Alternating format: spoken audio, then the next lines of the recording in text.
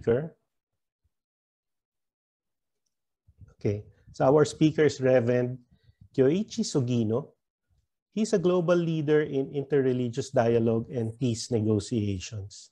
He serves as board member of Nuova Global Foundation and was recently appointed as president of Gakurin Seminary, the leading institute of learning at Riso Kosekai, a global Buddhist faith and movement with presence throughout the world. He served at the largest interfaith organization, Religions for Peace, New York International Secretariat since 1999, and was appointed as Deputy Secretary General in 2011 of the International Executive Committee meeting in Marrakesh, Morocco. So Reverend Sugino has been directly engaged in multi-religious diplomacy and track 2 negotiations in Iraq, Syria, Sri Lanka, Myanmar, and other conflict zones. Reverend Sugino, today we are speaking about this a very important topic, and also in this period of time. I have learned so much from you when I was serving in Religions for Peace. Maybe it will be good to share with everyone here your journey, especially in building peace all over the world. Please, Reverend Sugino. Thank you so much, Brother Lawrence, and this remarkable, distinguished group of people from different sectors. My experience is through Religions of Peace, organization called Religions of Peace. Brother Lawrence and I traveled a lot together to difficult places. And our job was to bring different ethnic and religious groups together to solve long-standing conflict, working together for sustainable development, sometimes advocate for nuclear disarmament, the tackling common challenges they face. But I would like to start with the image, very important image we recall. In Sierra Leone, very, very brutal civil war in Sierra Leone. In that kind of context, Christians and Muslim leaders came together to form Interreligious Council of Sierra Leone. It's a mechanism for collaboration, mechanism for dialogue.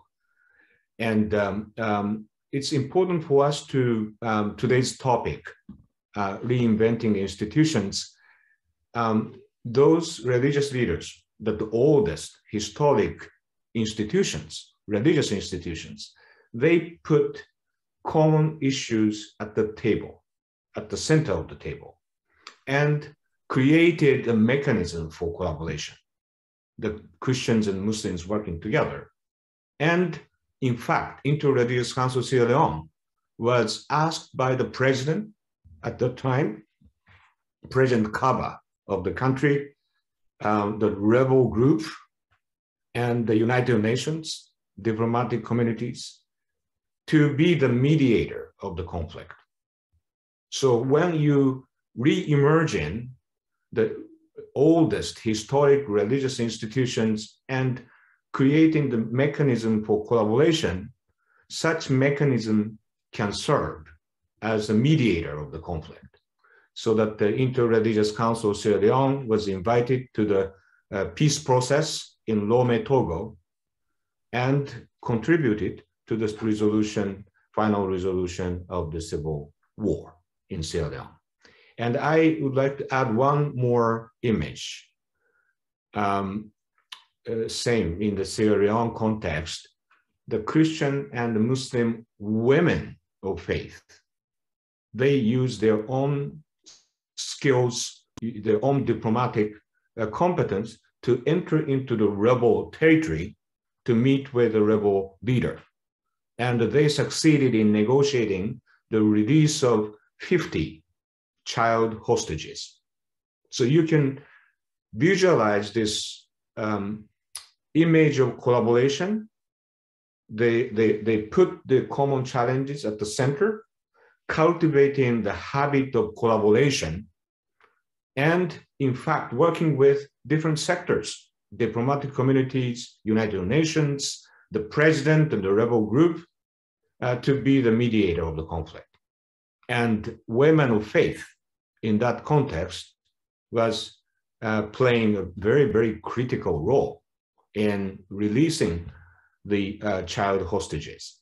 So I just from the beginning, I would like to share with the group that kind of image is very important.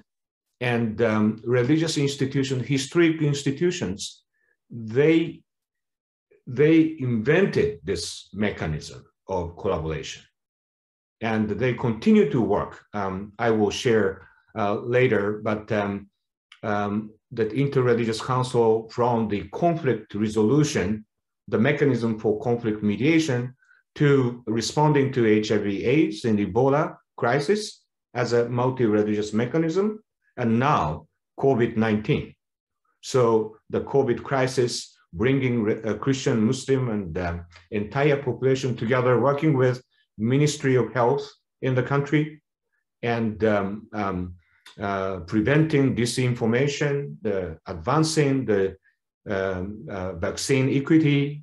All those things are being done interreligiously through the cultivation of habit of collaboration.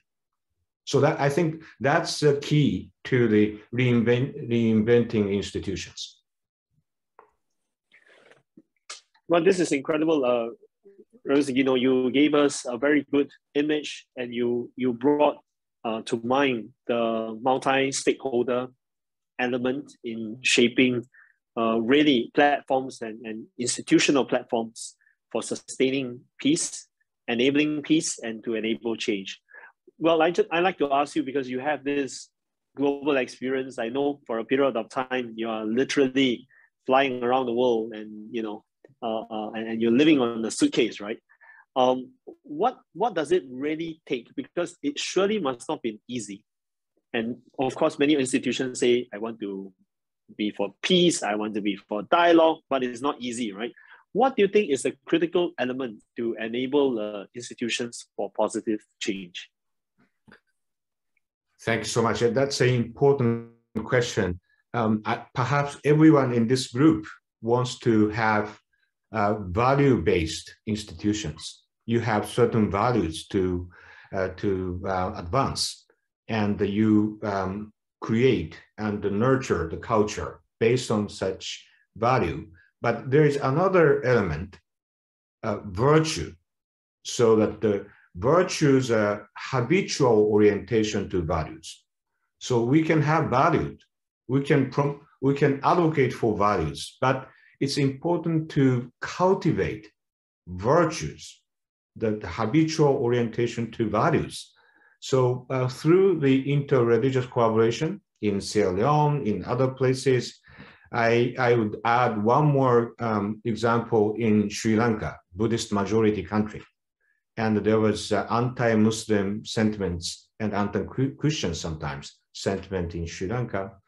And the Buddhist monk who had a relatively limited worldview, and he had trouble at the beginning accepting the people from other faith. But through the cultivation, working together with people from other faith, he changed. He was relatively nationalistic, sometimes extremist view he had, but later he became the champion of interfaith dialogue and collaboration, and he was not shy going into the area where he was only Buddhist, others are Muslim and the minority groups. So that the change, transformation, it's a personal transformation which took place to this Buddhist monk. That's the virtue. He knew intellectually and the kind of as a concept, dialogue and respect for others, but cultivation of virtue is critical for the institution and the personal transformation. That is wonderful that you mentioned virtue. Now I'm going to ask you a very hard question, right? Reverend Sugino, you have been in this business for peace for a long time. How do you keep yourself motivated when you have to come face to face with very selfish people, very prideful people, people who want war, right? How do you keep yourself motivated in this such situations where obviously someone on the other side is not really very interested in peace, but is more interested in violence, and how do you motivate and carry on even though you know it's difficult? Thank you. Sometimes it's a painful.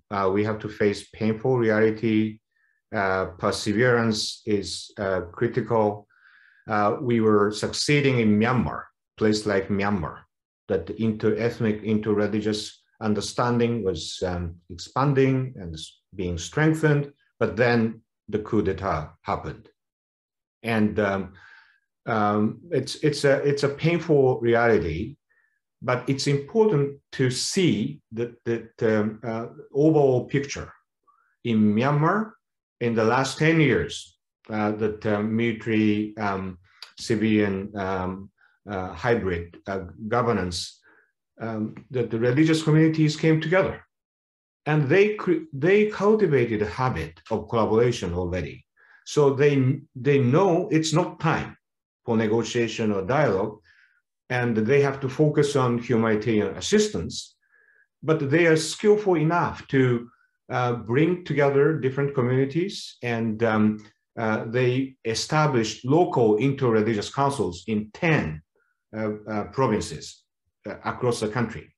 So they're providing support for the people, vulnerable population in different parts of the country until the religious leaders can play the critical role in mediation, dialogue, and the final solution of the current crisis. So I think the peace is a process. It's not the result. So there is a painful moment as well, but there is something you can celebrate, that the advancement of inter-ethnic, inter-religious harmony, dialogue, perseverance, resilience. So I think you can find always there's something very positive for the future of the country. So that's my experience. Thank you, Reverend Sugino. Just a final word. In this circle of the Changemakers, we have we have leaders in politics, we have leaders in the academia, we have leaders in business. Could you share with us a word or a phrase in Japanese that helped you, in this journey, right, of being a leader of change? I don't know if it's perfect Japanese, but I also use the Buddhist term, impermanence. Impermanence is accepting change and appreciating the present, and also hoping for the future. So I think as change makers, we have to be positive all the time, and we have to the model of practice of impermanence.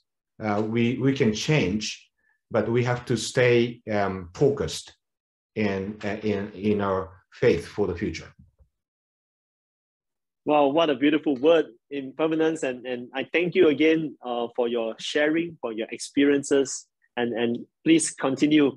We wish you all the best, as we work together with you as well in Nuova Global and in so many other aspects to bring about a peaceful world. Thank you, Reverend Sugino. Thank you so much. Time. Thank you so much, Lawrence, and wonderful group of people. Thank you. I'm so honored to be part of this group.